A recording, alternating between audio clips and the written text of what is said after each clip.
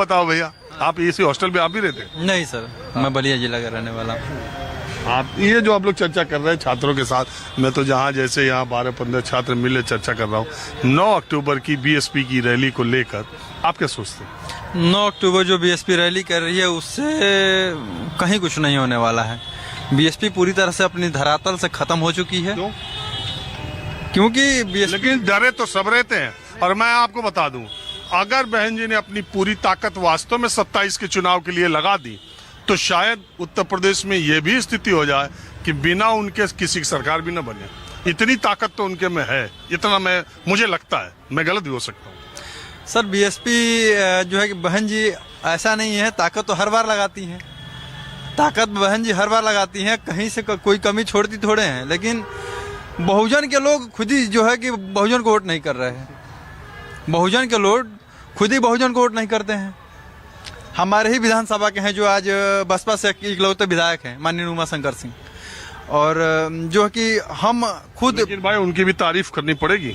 मैं खुद बीएसपी को वोट करता हूं विधानसभा में, मैं भाजपा का कार्यकर्ता हूं, लेकिन पर्सनल मैं उमाशंकर सिंह, मैं बहुजन को वोट नहीं करता। उमाशंकर सिंह का व्यक्तिगत व्यवहार वहां पे ऐसा है। मैं कह रहा हूं उनकी तारीफ तो उनके क्षेत्र के लोग करते रहते हैं, बावजूद उन्होंने इतना पैसा, इतना लोगों का सम्मान, इतनी चीज किया, और तब भी रसोड़ा के लोगों ने उनको 6000 वोट से जिताया।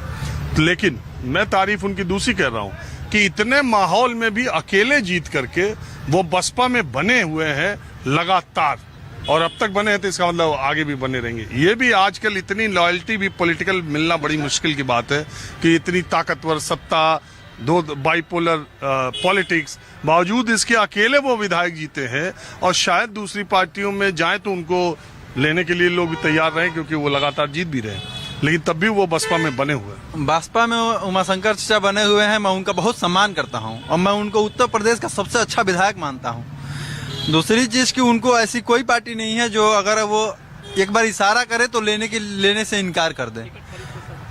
विधायक जी खुद नहीं जाना चाहते, अब उनके दिमाग में क्या चल रहा है ये कोई नहीं जानता। क्या कहना चाह रहे हो, बोलो। देखिए, अभी माननीय जी कह रहे थे भाजपा के पहले बसपा में भी काम किया है, उन्होंने कहा कि जानते हो नेताजी? जी जी बिल्कुल बिल्कुल। इनको टिकट नहीं मिला, कह रहे हैं कि हम रोकते हुए छोड़। उसी का मैं जवाब दे रहा हूँ कि देखिए, बसपा के पास अडानी नहीं है, बसपा के पास नीरव मोदी नहीं है, बसपा के पास विजय माल्या नहीं है।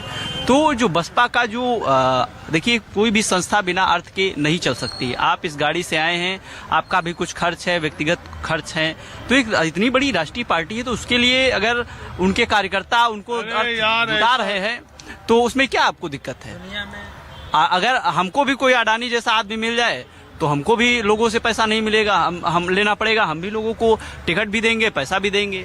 आप खाली जो जन विश्वास है उसको लाइए, पैसा लीजिए, टिकट लीजिए, सब देंगे। हमारे पास ना अडानी है, ना नीरो है, ना विजय माल्या है, ना कोई नहीं है।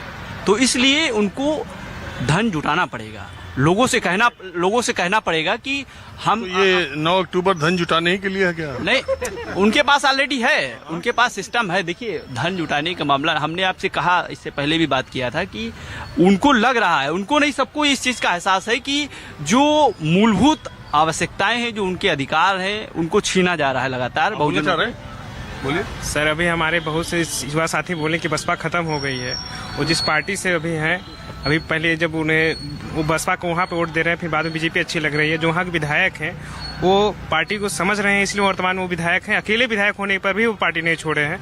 कुछ तो रीजन है पार्टी में।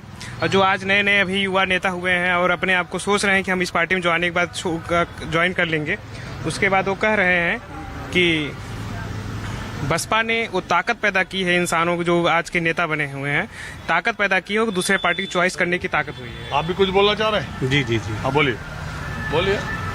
9 अक्टूबर की रैली जो है बसपा पे जान फूकने का काम करेगी। जान फूकेगी? जी।